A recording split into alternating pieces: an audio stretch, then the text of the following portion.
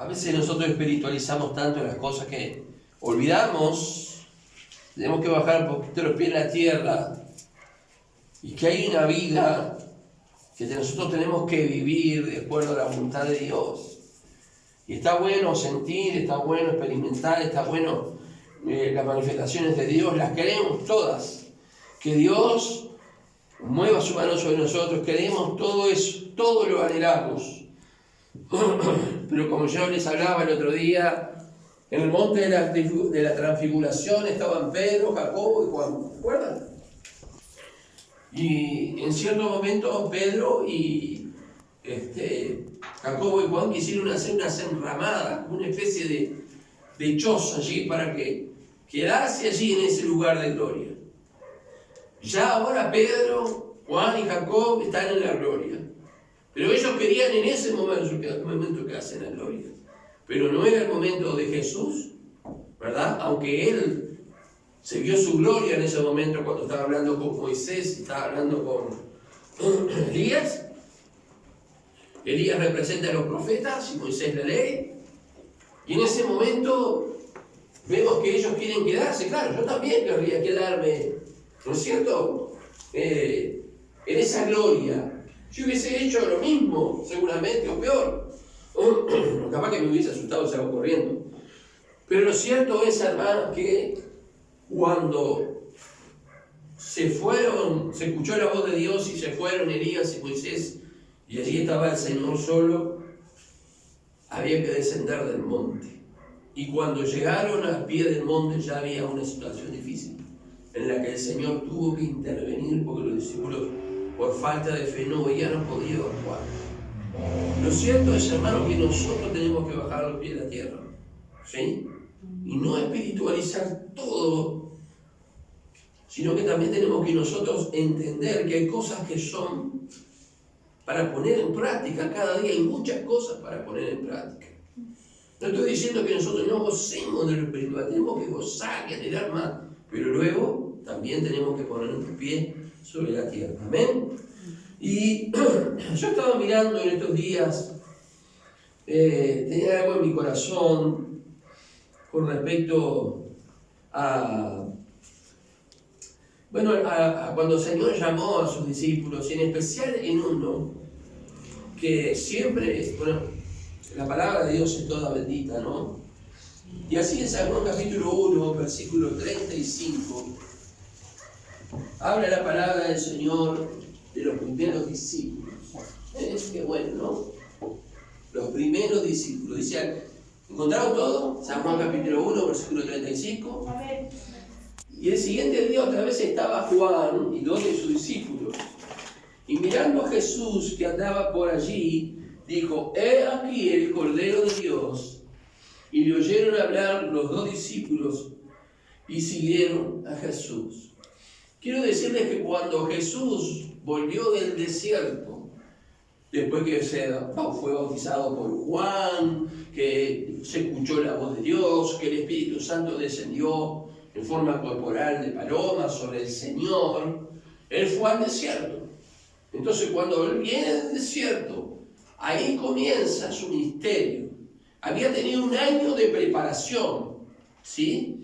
Y en ese año de preparación vemos que Jesús anduvo allí, estaba, la gente lo conocía, los discípulos de Juan lo conocían, los otros discípulos que él llamó lo conocían, porque cuando él pasó frente a Mateo, que le dijo, sígueme, Mateo salió. No es que Mateo salió hipnotizado cuando Jesús le dice a Mateo, sígueme. Y Mateo salió hipnotizado detrás de Jesús. No, hermano. Mateo ya sabía quién era el Señor. Mateo sabía quién era Jesús. Pero Jesús no le había dicho, sígueme todavía. Quizás en el corazón de Mateo estaba el deseo de seguir a Jesús. Y el Señor lo estaba mirando y cuando pasó y le dijo, sígueme, inmediatamente, dice la palabra, que él dejó todo para seguir al Señor. No es que cuando Jesús pasó al lado de la barca de Jacobo y Juan y le dijo, sígueme, salieron. Tipo robot así, imantado por la personalidad de Jesús. Como en como si hubiese sido embrujado, no sé cómo explicarlo, ustedes entienden. No, hermano, Jacobo, Juan, Andrés, Pedro, los discípulos que vivían allí, que estaban en la pesca, conocían a Jesús. Mateo conocía a Jesús, porque durante un año él había estado allí, se había bautizado, había ido al desierto. Antes de eso, él había estado un año antes de bautizarse en aquellas regiones, ¿sí? Y cuando nosotros miramos los primeros discípulos, leímos hasta el verso 3, le oyeron hablar los dos discípulos y siguieron a Jesús. Y volviéndose Jesús, viendo que le seguían, le dijo: ¿qué buscáis? Y ellos le dijeron: Rabí, que traducido es Mesías, ¿dónde moras? Y sigue diciendo la palabra, le dijo: venid y ved. Y fueron y vieron donde moraba, y se quedaron con él aquel día, porque era como la hora 10:00. Andrés, hermano de Simón Pedro, era uno de los dos que había oído a Juan y había seguido a Jesús. O sea que la palabra nos enseña que el nombre de uno de esos dos discípulos que estaban con Juan el Bautista y se fueron detrás de Jesús se llamaba Andrés, pero del otro no sabemos. Capaz que después llegó a ser uno de los apóstoles, de los discípulos, porque hay nombres de los discípulos que se nombran una vez en el Evangelio y no se nombran más, y no hay historias de ellos, ¿sí? Los más conocidos son Pedro, Andrés, en este caso un poco, Juan, Jacobo. No hay pocos, se nombran, pero ellos fueron discípulos y luego apóstoles del Señor. Dice que Andrés, hermano, en el verso 40, hermano de Simón Pedro, era uno de los dos que habían oído a Juan y habían seguido a Jesús. O sea que Andrés, mi tocayo, era un discípulo de Juan el Bautista. Era un hombre que tenía conocimiento de lo que iba a pasar, de lo que iba a suceder, porque yo no creo que Juan el Bautista lo hubiese dejado en ignorancia, sino que cuando Jesús comenzó a frecuentar ese lugar donde bautizaba, de Judea, Perea, Juan el Bautista, el río Jordán, seguramente cuando Jesús andaba allí, ya Juan le había hablado a sus discípulos, entre ellos Andrés, de que él, esa persona que andaba allí, era el Salvador. Porque dice Juan que Dios le dijo, sobre quien vea descender el Espíritu Santo, ese es enviado, ¿sí? Y vemos en la palabra del Señor que sigue hablando, y halló a su hermano Pedro, o sea, Andrés, halló a su hermano, dice Simón, y le dijo: hemos hallado al Mesías, que traducido es el Cristo. Mesías es en hebreo, ¿verdad? Y Cristo es en griego, significa Salvador. Y le trajo a Jesús, y mirándole, Jesús dijo: tú eres Simón, hijo de Jonás. Tú serás llamado Cefas, que quiere decir Pedro. Allí el Señor estaba haciendo algo poderoso. Cambió su nombre. Esa es la palabra que nosotros vamos a tener un nombre nuevo, según el Apocalipsis. Pero ya el Señor nos cambió, porque antes quizás teníamos un apodo y nos apodaban por lo que nosotros hacíamos o éramos. ¿Sí? El loco, la loca, el borracho, el bandido, el sinvergüenza, todo así. Teníamos un mote, teníamos un sobrenombre que nos identificaba con nuestra forma de ser. Pero el Señor nos cambió el nombre. Amén. ¿Sí? Porque ahora somos sus hijos. Y cuando nos ven, ¿viste a fulano? Sí. ¿Te acordás que antes? Sí. Pero ahora va a la iglesia, dicen personas que no conozco. Ahora va a la iglesia. Pero lo que pasó con fulano, con mengano, que conocieron a Cristo y hubo un cambio radical. ¿Ven? Ya Jesús tenía su primer discípulo, Andrés, su segundo discípulo, Pedro. Y al siguiente día quiso Jesús ir a Galilea y halló a Felipe y le dijo: sígueme. Qué precioso, ¿no? Porque Pedro vino porque Andrés lo trajo. Andrés siguió al Señor porque Juan el Bautista dijo. Pero Felipe tuvo la bendición de ser llamado por el mismo Señor Jesús. Nosotros, hermanos, en este tiempo de gracia, tenemos la bendición de haber sido llamados por Jesús, por Dios. Y Él nos ha dicho, sígueme. Esas palabras bastaron para que Felipe siguiera al Señor. No cuestionó absolutamente nada, simplemente le siguió. Como yo les dije, ya Jesús era conocido. Sígueme. Y es tremendo porque fue el mismo Señor que cuando lo vio, le dijo, sígueme.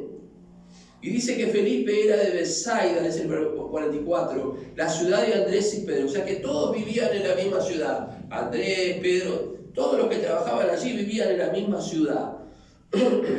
Y dice que Pedro y Felipe, dice 44, era de Bethsaida, la ciudad de Andrés y Pedro.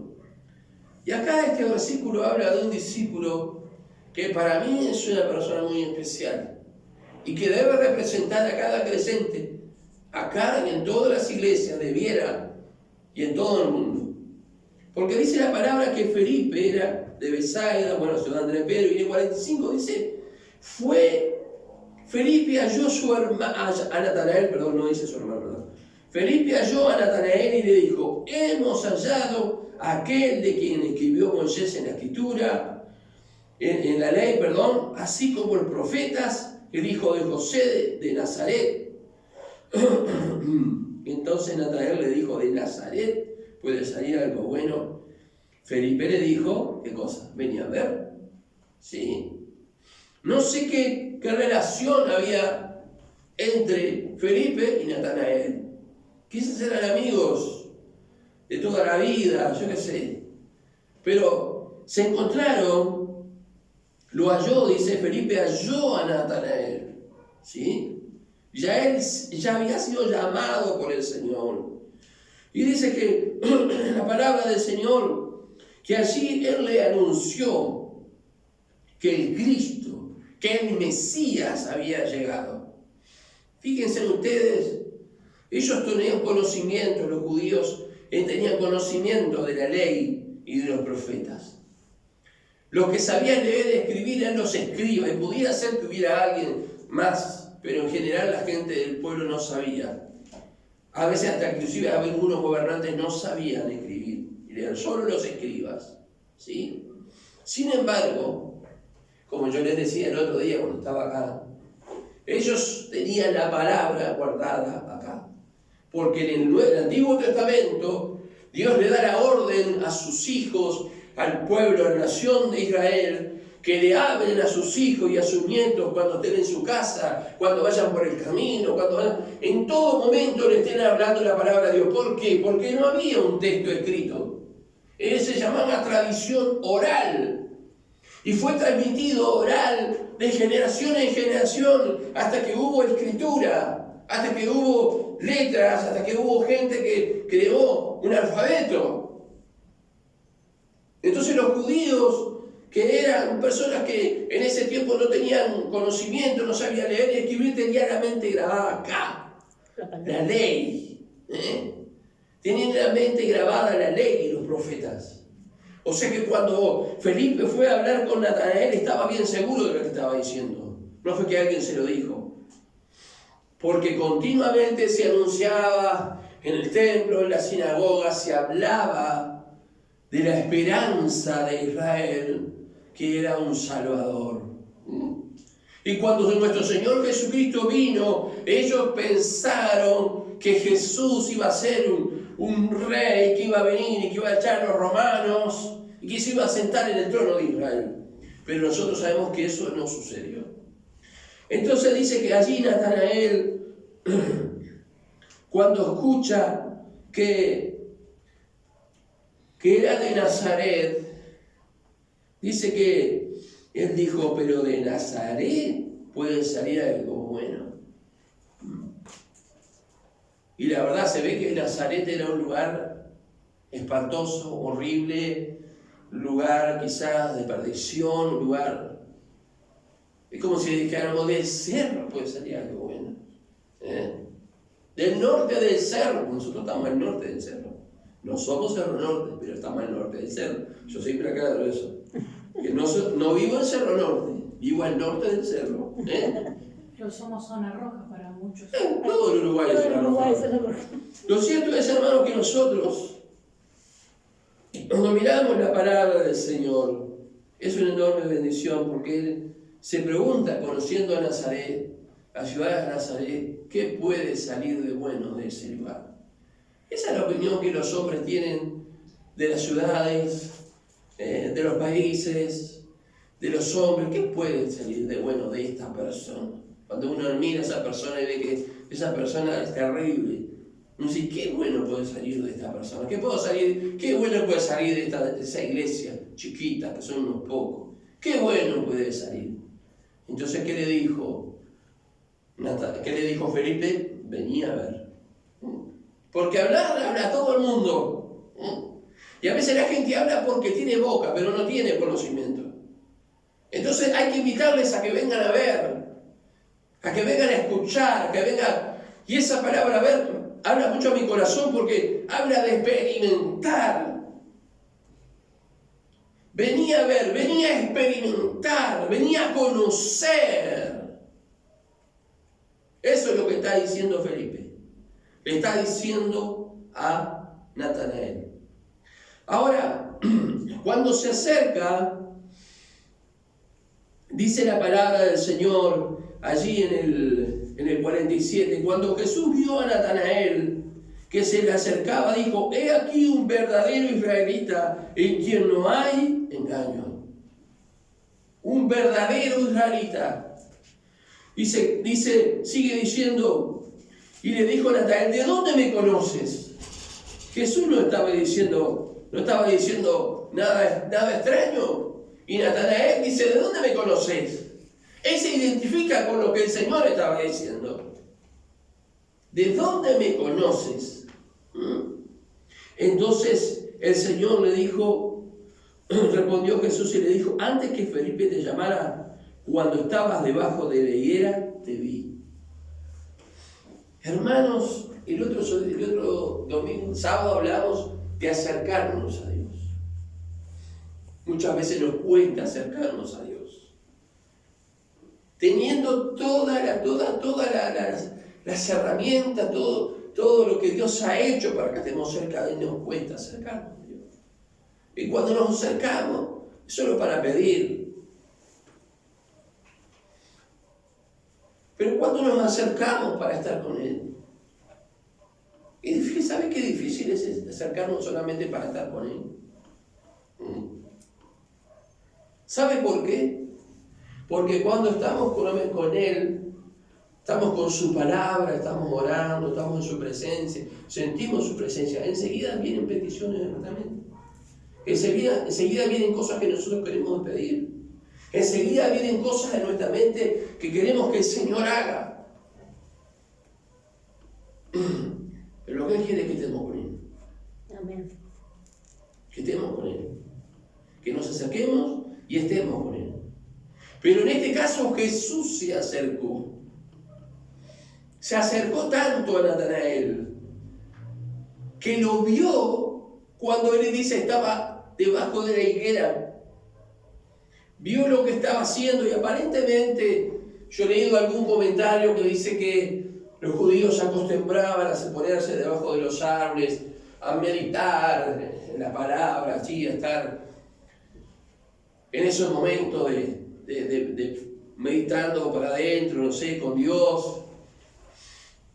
Y el Señor vio a Natanael, vio el corazón porque dijo, he aquí un israelita, un judío, en el cual no hay engaño. Él era un verdadero israelita, era un verdadero descendiente de Israel.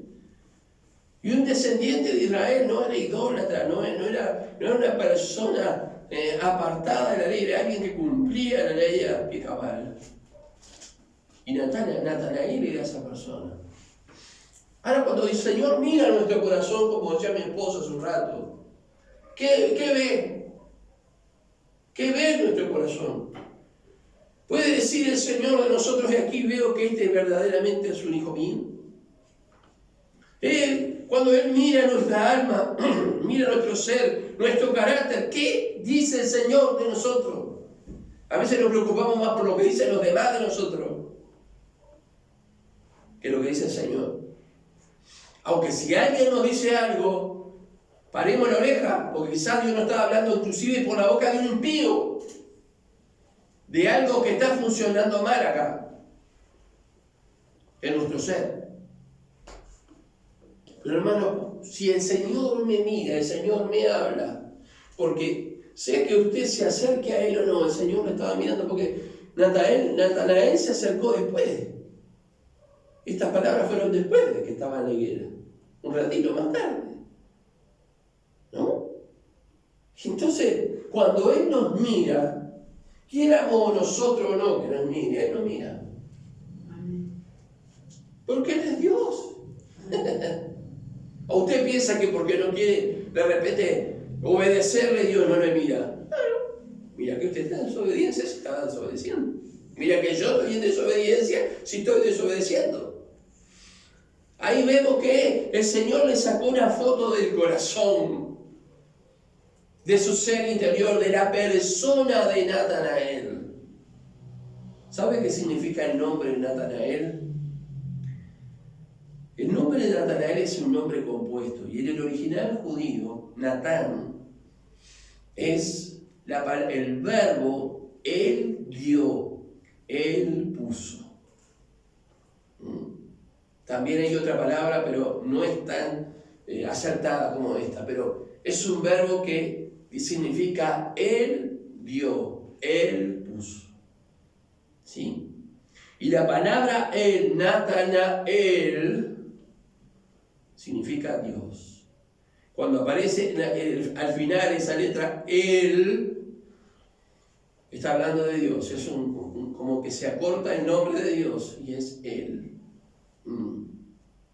O sea, significa Dios puso. Dios dio. Yo creo que este discípulo y luego apóstol del Señor era la persona indicada para estar con el Señor. ¿Por qué? Porque fue Dios quien lo dio. Fue Dios quien lo puso. Porque Él dijo de Nazaret puede ser algo bueno. Él venía realmente pensando que lo que Felipe le estaba diciendo era un disparate, que estaba perdiendo el tiempo en acompañarlo, quizás para ver a una persona que él decía que era el Salvador. Dios puso. ¿Amén? Dios puso. Hermanos, yo quiero que Él me ponga en el centro de su voluntad. Que sea Él que me ponga en el centro de su voluntad. Obviamente que yo tengo que dar el paso de hacerlo, de creer y de obedecer. Y ya de mismo le digo una cosa, le digo algo.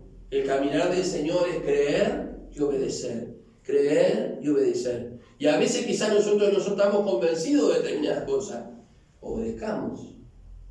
Y vamos a ver que nuestra obediencia va a traer como realmente con poder nuestra fe, y vamos a ver la bendición de Dios. O sea, no, yo no estoy seguro. Bueno, obedezcamos la palabra. Usted va a ver que la fe se va a fortalecer, que Dios nos va a bendecir por obedecer. Entonces Natanael significa Él dio, Dios dio, Elohim dio, Adonai dio y puso. Lo puso en ese grupo maravilloso de personas que luego revolucionaron el mundo y la historia, hermanos, con las palabras del Señor. Yo dije, Señor, cuando leí esto, dije, Señor, yo quiero que tú me pongas en el lugar que tiene que esté, en el centro de tu voluntad. Amén. Que yo pueda ser un Natanael del Señor, alguien puesto por Dios. Porque alguien puesto por Dios es respaldado por Dios. Amén. Es bendecido por Dios, es usado por Dios. Dios puede utilizarlo para hablar sus palabras. Amén. Cuando Dios pone a alguien, cuando Dios da, Natanael fue dado a entregar su vida a una causa eterna, que era la predicación del Evangelio. De estar allí meditando debajo de una higuera, salió siendo discípulo del Señor para convertirse en un apóstol y ser usado por Dios, porque fue Dios quien lo puso. Amén. Fue Dios quien lo dio. Amén. Amén. Y eso debe ser fundamental para nosotros. Yo creo que cada uno de ustedes que ha perseverado a través de los años y los que vienen nuevos, que permanecen, es porque Dios los dio. Amén. Es porque Dios los puso. Porque a pesar de las pruebas perseveran. Capaz que un día, 2 días, 2 cultos, no aparecen, pero de repente luego vienen, tratan de afirmarse en los caminos de Dios. Dios puso. Porque no dice que Natanael era perfecta, dice que Dios lo colocó, que Dios puso, que Dios lo dio a Jesús para que lo discipulara y para que luego lo enviara con el resto de los apóstoles. Cada uno de nosotros, hermanos, tenemos que ser un Natanael. Tenemos que ser un Natanael. Tenemos que ser puestos por Dios. Qué triste cuando hay personas, pasa en el Evangelio, pasa en todos los ámbitos de la vida, todos los ámbitos. Hay personas que se ponen, hacen lo posible por trepar y ponerse. Están deseando que el que está arriba de ellos caiga o que dé un mal paso para ellos, para su lugar. Eso pasa en el Evangelio y pasa en muchos lugares. Están en el alto deseando estar allí en la cabeza. Yo recuerdo el hermano, dice, pero tanto que están peleando por querer estar ahí arriba, dice, ¿por qué no salen a evangelizar? Si quieren abrir una iglesia, quieren tener al pueblo, quieren tenerlo reunido, hablar la palabra, enseñar la palabra, ¿por qué no salen a evangelizar? ¿Por qué no se rompen el móvil? Caminan debajo del frío, del calor. ¿Por qué no trabajan fuertemente? Juntan el dinero haciendo de todo, trabajando, haciendo de todo. Compran un terreno. ¿Por qué no edifican? ¿Por qué siempre tienen que venir y tratar de golpear al que está arriba para quedarse? Porque eso es más fácil. ¿Me entienden? Que eso es más fácil. Pero nosotros, que sabemos lo que es levantar una obra desde los cimientos, porque lo sabemos, hermano, cuando comenzamos a hacer los pozos y hacer los cimientos de la iglesia, no esta tiene muchos años, pero nosotros hemos trabajado haciendo pozos, armando hierro, haciendo columnas, levantando paredes, el verano, después de trabajar los fines de semana. Y esto no es para que ustedes aplauden, ni tampoco yo lo estoy diciendo para que sentir que usted me felicite ni nada por el estilo, ni Dios sabe que no lo estoy diciendo con orgullo. Pero me doy cuenta, hermanos, que Dios nos puso. ¿Saben también por qué me doy cuenta que Dios nos puso? Porque hemos pasado por tanta lucha y tantas dificultades. Yo no le deseo a ninguno de ustedes por las dificultades que Dios permitió que nosotros pasáramos. No se lo deseo. Pero en todas esas pruebas y dificultades siempre fuimos sacados en victoria. Amén. Y aquí estamos. Amén. No le puedo contar la cantidad de veces que el enemigo ha tratado de poner trabas y de hacernos caer. Muchísimas veces. Pero Dios nos puso. Amén. Él nos dio. Dijo, yo los voy a dar para mi obra.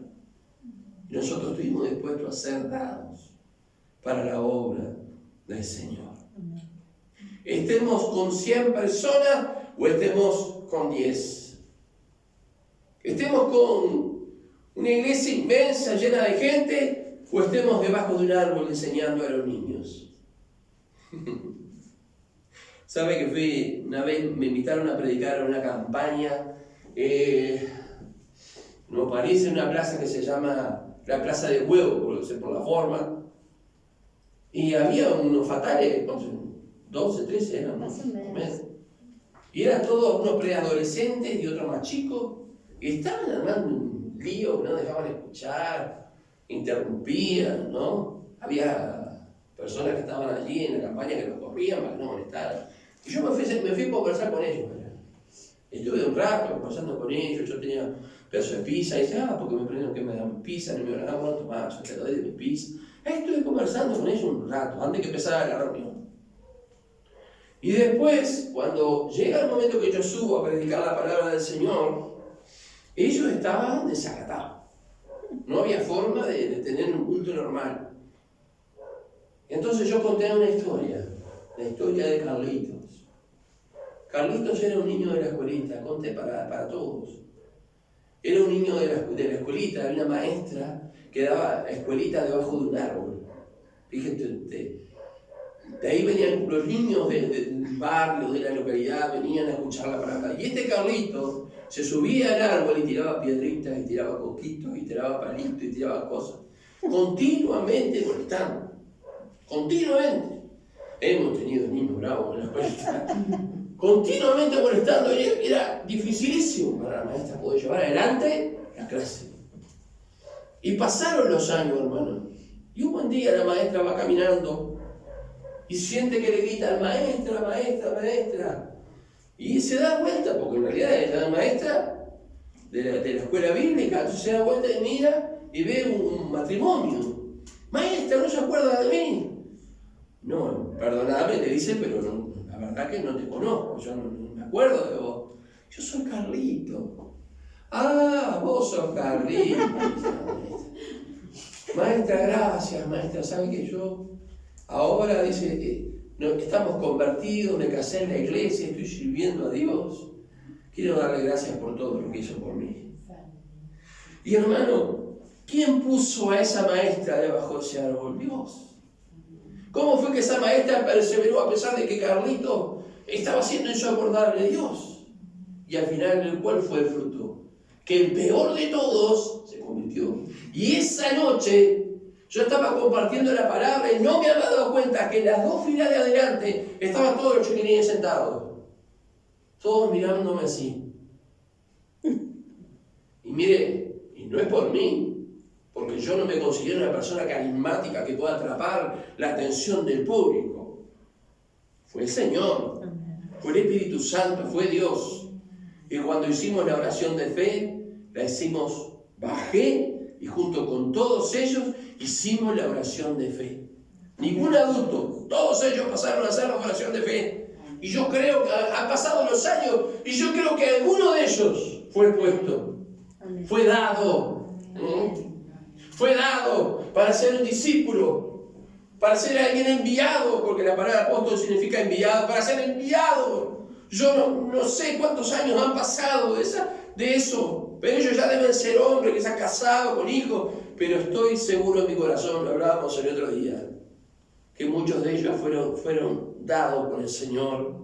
En esa noche fueron puestos por el Señor, fueron dados por el Señor, porque yo cuando miré, dije, Señor, realmente me sorprendí gratamente, ¿no? Me sorprendí porque ellos estaban atrapados por el Señor. Luego de haber contado la anécdota de Carlito. Cuando yo contaba la anécdota de Carlito, sentía los gritos de ellos, ¿vieron? Como nosotros, decía. Y Dios sabe cómo hacer las cosas. Dios puso. Entonces Natanael se acercó y dice que Jesús le habló. Antes de que él hablara, he aquí un hombre verdadero israelita en quien no hay engaño. Hermano, hoy en día, que es difícil encontrar personas de verdad, que anden en la verdad, que vivan en la verdad, que digan la verdad. Dos experiencias tuve, me acuerdo, no era creyente, no sé, va. Yo estaba esperando en el Paso de la Arena hace unos años y de repente escucho que también una persona hablando en el teléfono público cuando veía y decía, no, yo estoy en el centro ahora, decía. Mentira, no estoy nada en el centro. ahí, yo estoy en el centro, yo no puedo, porque yo, mirá, no, ando en el centro, y que no se quede el centro, y se fue. Después otro día estoy ahí, y el que estaba hablando por teléfono, no, te tengo que dejar, porque mira, hay una escuela bárbara de gente para hablar por teléfono acá, y no puedo hablar más. O se ve que la persona le hablaba, no podía cortar. Digo, mirá, hay una escuela acá, mentira, no hay nada de escuela. Simplemente era para salvar la situación, no decir la verdad, no decir, mirá, sabés que no puedo hablar más, disculpame. Pero hermanos, he aquí un verdadero israelita, es aquí que el Señor pueda decir, nosotros he aquí un verdadero hijo de Dios en el cual no hay doblez. Es un hijo de Dios en la iglesia, pero en la casa se convierte. Tiene un hijo en la iglesia, pero en la casa, wow. En el trabajo, wow. En el estudio, mamita querida. Como una hermana, decía, es un demonio, mi marido es un demonio. Decía. Resulta ser que cuando lo fui a visitar una vez y estuve hablando con él, descubrí que el demonio no era el esposo. Usted sabe, ¿no? ¿Se da cuenta? El demonio no era el esposo. El demonio era la que venía a la iglesia, que se transformaba.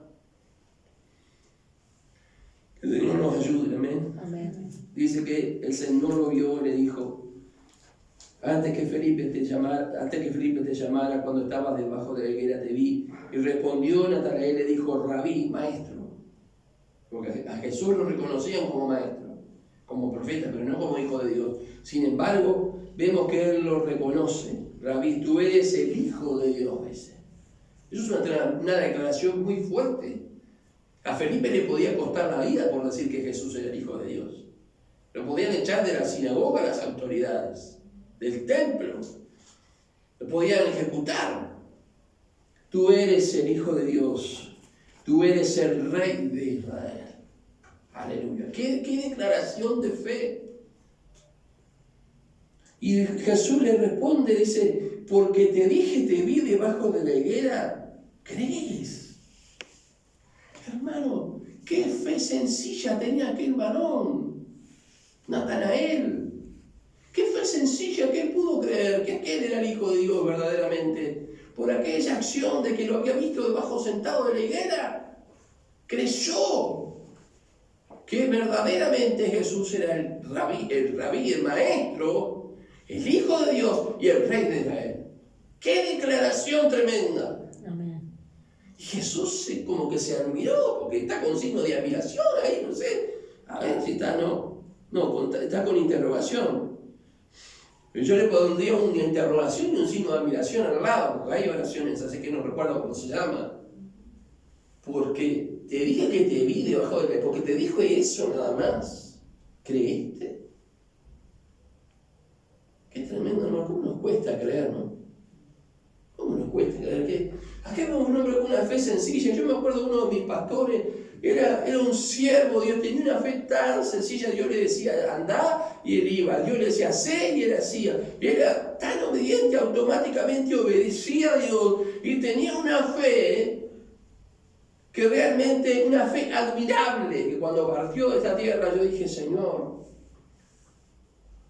porque no he conocido a esta persona con esa fe que tenía él, con esa sencillez, que cuando le decía vamos, él iba, andar, él iba, hablar, hablaba, no hable, no hablaba, así era él, y estaba el respaldo de Dios sobre su vida, y grandes cosas fueron hechas para la gloria de Dios por intermedio de eso.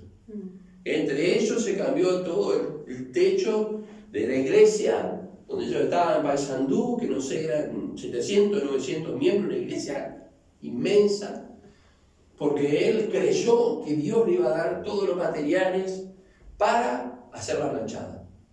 Entonces ellos sacaron el techo de la iglesia, no tenían mucho, no tenían nada.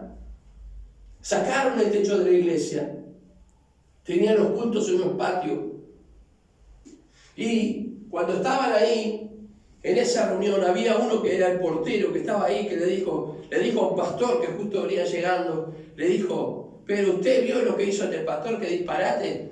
Sacó todos los techos, la chapa del techo, que se llovía, era horrible. Sacó toda la chapa del techo, estamos acá afuera ahora. ¿Qué va a ser planchada ni no sé cuánto? Y en ese momento llega un hermano con la novedad que ANCAP había donado todas las bolsas de Portland para la planchada. 200. 200 bolsas de Portland de 50 kilos para la planchada. Y si usted va hoy a la iglesia de Paysandú, no solamente hicieron la planchada del templo, sino que hicieron una escuela arriba. Una escuela, hermanos. Donde allí se enseña a los niños, se les enseña a escribir, a leer. Es una escuela abierta. Y no sé qué función cumple ahora, pero ellos edificaron la escuela. Porque dijo, vamos a hacer la planchada y arriba vamos a edificar una escuela. Y así fue. Señor, ayúdanos a tener una fe sencilla. Amén. Entonces le dijo, de cierto os digo. No solamente le habló a Natanael, le habló a Felipe también. A los dos. De aquí en adelante veréis el cielo abierto y los ángeles de Dios que suben y descienden sobre el Hijo del Hombre. La Biblia no muestra en ningún lugar que esto suceda, pero indudablemente que sucedió y ellos lo pudieron ver. Que los ejércitos de Dios respaldaban a Jesucristo en todo lo que estaba haciendo. Porque creíste en esto, cosas mayores que verás. Vas a ver cómo los ángeles poderosos de Dios descienden sobre el Hijo del Hombre. Vemos un episodio, por ejemplo, cuando él estaba orando en Getsemaní, dice que descendió un ángel del cielo para fortalecer. Y se ve que Dios estaba usando los ángeles a favor de su Hijo, a favor de los discípulos, a favor de los que fueron apóstoles. Hasta ahora está el ejército celestial, que nosotros podemos orar que el Señor los envíe, que el Señor los ponga, que el Señor los lleve a los lugares donde nosotros necesitamos que haya protección y cuidado. Amén. Para la gloria de su nombre. Hermano, hermana, Dios quiere ponernos. Dios quiere establecernos, que seamos nosotros Natanael. Que tú puedas decir, yo soy un Natanael. ¿Por qué nosotros andamos errantes por los caminos de Dios?